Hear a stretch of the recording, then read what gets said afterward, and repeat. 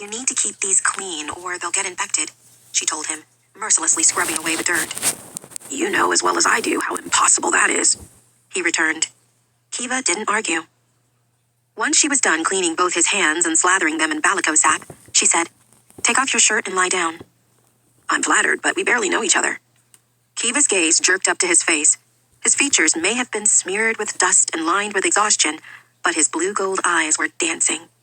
She leaned in close and hissed, "You can take this seriously, or you can leave." She pointed to the door. "I'm sure Tip will be happy to remove your stitches back in the cell block." "But Tip doesn't have your delightful people skills," Jaren replied with a grin, grabbing the hem of his tunic and pulling it over his head before promptly lying on the bench. Kiva noted the differences in his body with a professional eye. The bruising on his abdomen had faded significantly, now only a slight greenish-yellow tinge remaining. He'd lost a little weight, but that was expected.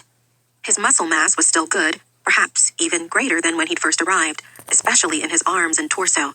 But again, that was normal, given his arduous work allocation. "What's the verdict, prison healer? Am I dying today?"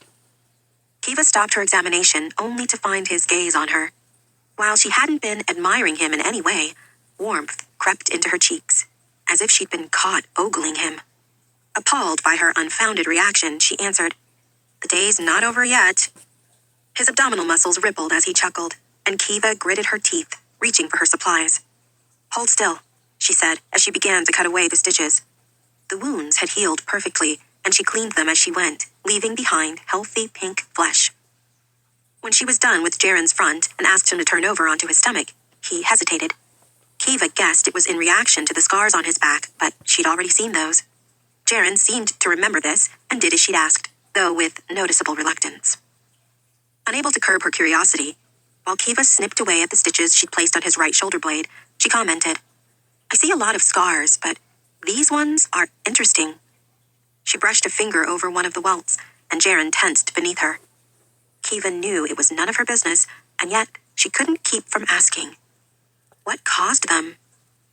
The silence that fell was so heavy that Kiva was sure Jaren wasn't going to answer. But he surprised her when he finally said, "Belt buckles, mostly. Some are from fingernails. 1 or 2 from a wooden cane or a broken vase. I think one's even from the spine of a book. Whatever was in easy reach at the time."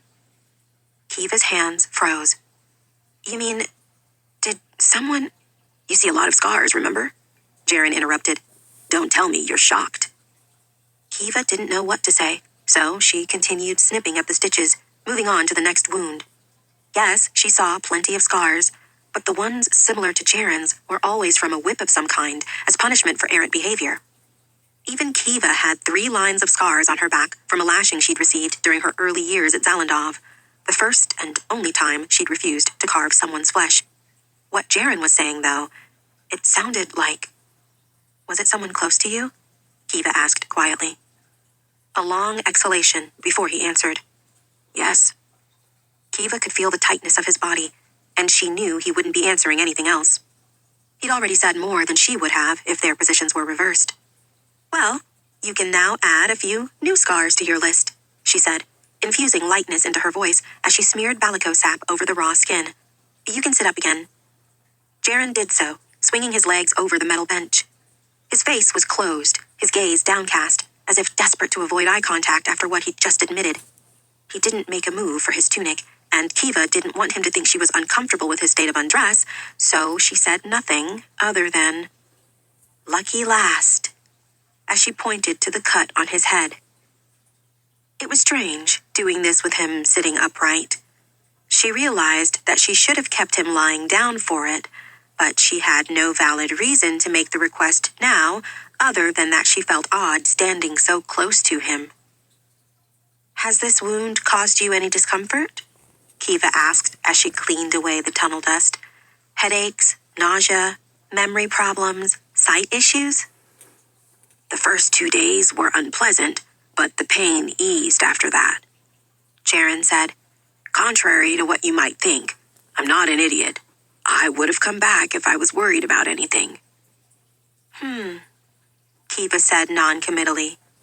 "I've had a concussion before," Jaren defended as she began removing the sutures. "Twice, actually. I know what to watch out for." Given Given their close proximity, Kiva found it less awkward to have him talking rather than just staring at her, so she prompted, "What happened?" Jaren shifted slightly, and Kiva sent him a warning look. She was working dangerously close to his eye. "The first was a riding accident. My horse spooked when I was out hunting, and I fell head first into a ditch." Kiva considered what he'd inadvertently given away. He must come from a wealthy family to have been on a hunting expedition. Usually, the sport was reserved for those in or close to the upper social circles. Sometimes merchants and scholars were invited if they had ties to the aristocracy, but only the most successful ones. If Jaren came from a high-standing family, it made sense that they'd be unwilling to visit him in Zalendov. They'd likely disowned him the moment of his sentencing. "And the second time?" she asked. "I was teaching my brother how to climb trees, and I slipped." He winced. "Not my finest moment." "You have a brother?" "Yeah, he's around Tip's age. A bit of a surprise for my mother." He paused, then added, "I have a sister too, but she's older." "So you're the middle child," Kiva observed. "That explains a lot."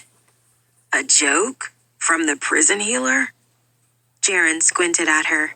"Are you sure I'm not dying?"